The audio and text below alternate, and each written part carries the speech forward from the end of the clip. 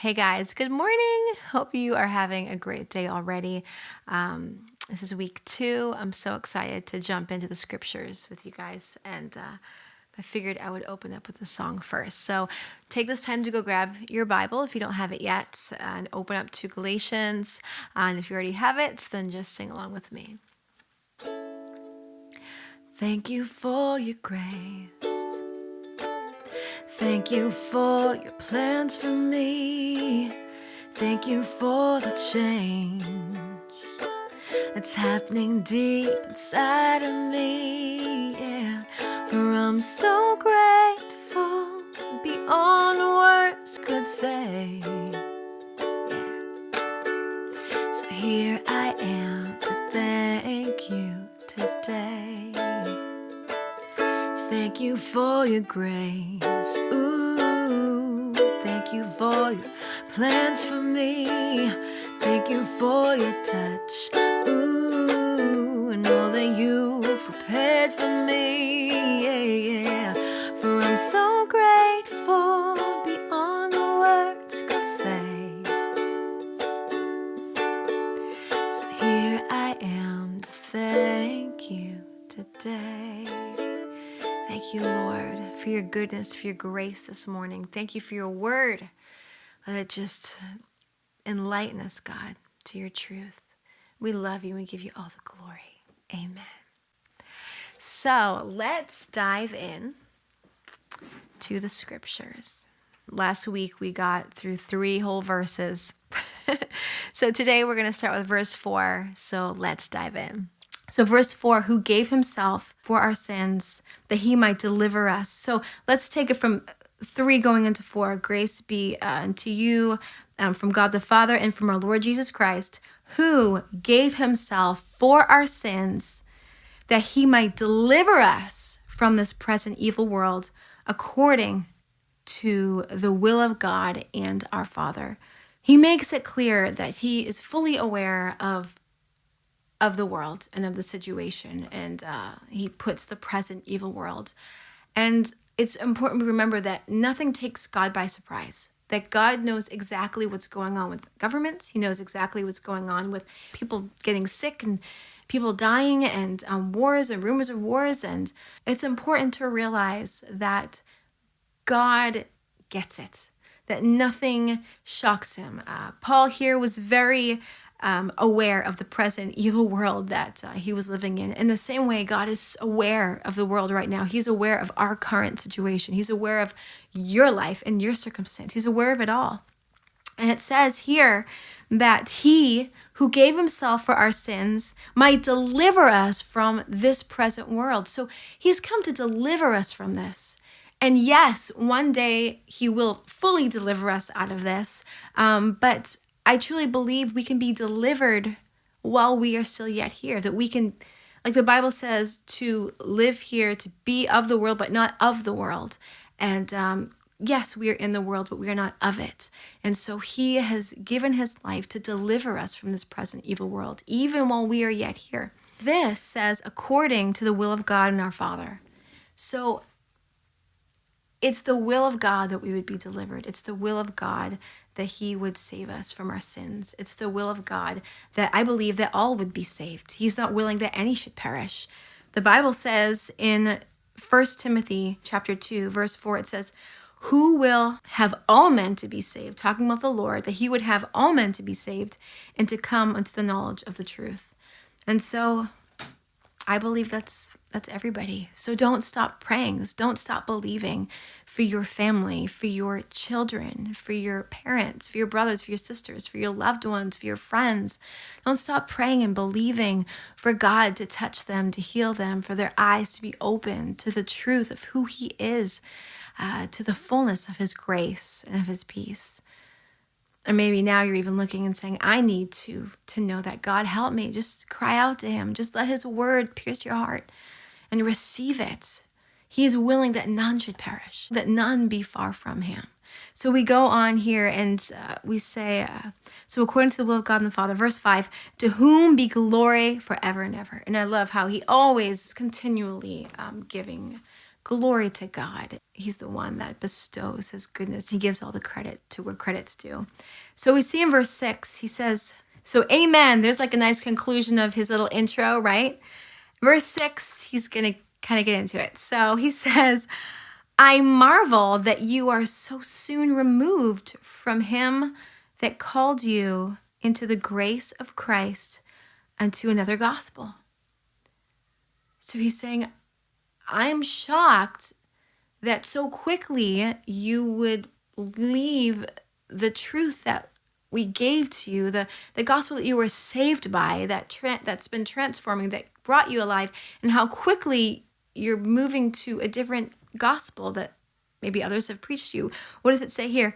Which is not another, but there be some that trouble you and would pervert the gospel of Christ.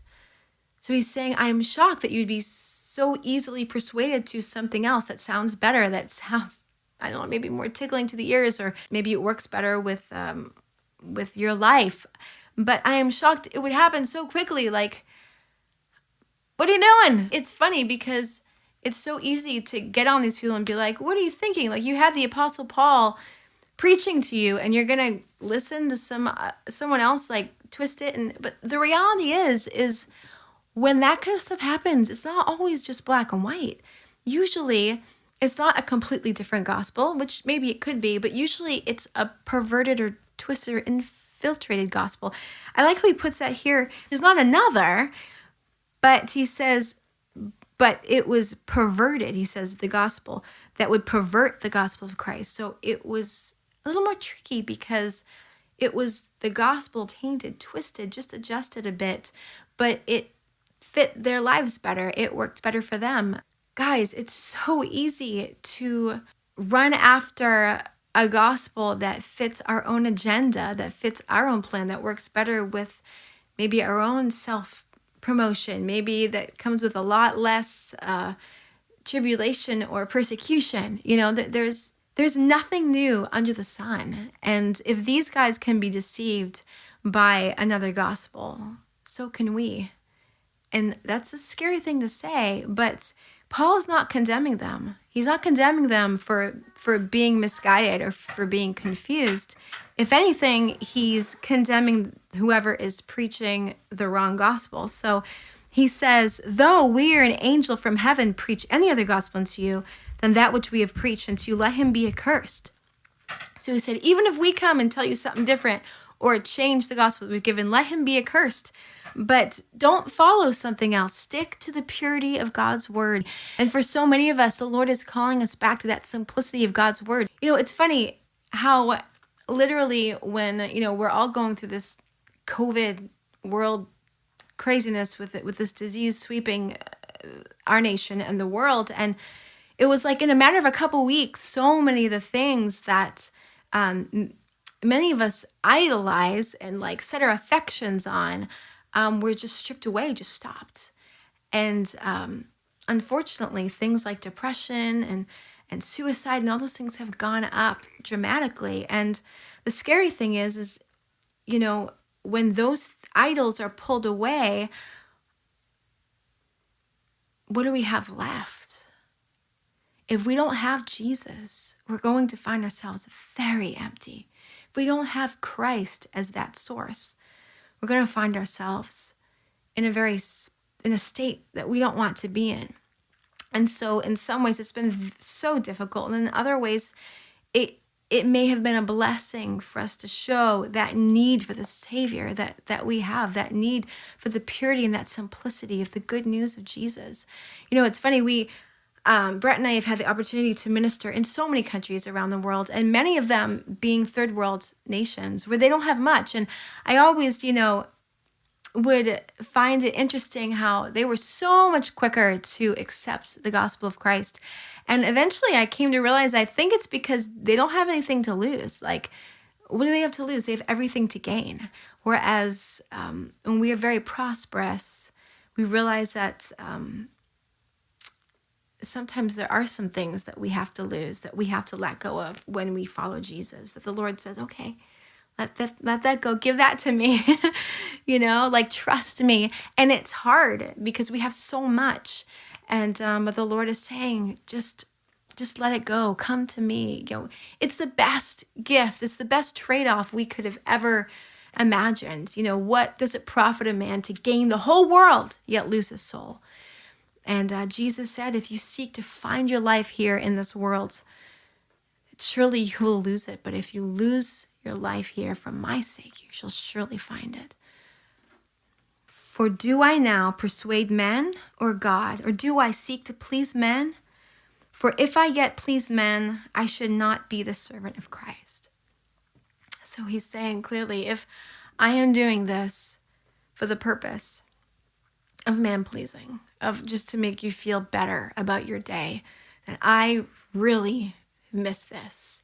And this is not of the power of God. This is really of the power of man. The question is what are we doing? What are we living for? Are we living to serve man, to please man, to make us feel better? Or are we living to serve God, no matter what that looks like? And I think for you and for me, if you're still watching right now, then that's probably what your heart's desire is. It's probably where you want to go, what you want to be. And the answer is if we serve God, then we serve God. If we serve man, we serve man. The Bible is very clear that you can't serve two masters, that you can't serve God and self all the time. You can't serve God and money, it says. You can't serve two masters. You'll end up loving one and despising the other. When push comes to shove, that's just where it leads. And so, because one is eventually going to take you away from the other. One is going to lead your heart somewhere else. So we look here in verse 11. It says, but I certify you, brethren, that the gospel which was preached of me is not after man. For I neither received it of man, neither was I taught it, but by the revelation of Jesus Christ. You might be sitting here thinking, what is the gospel then? Like, let's just get back to the basics.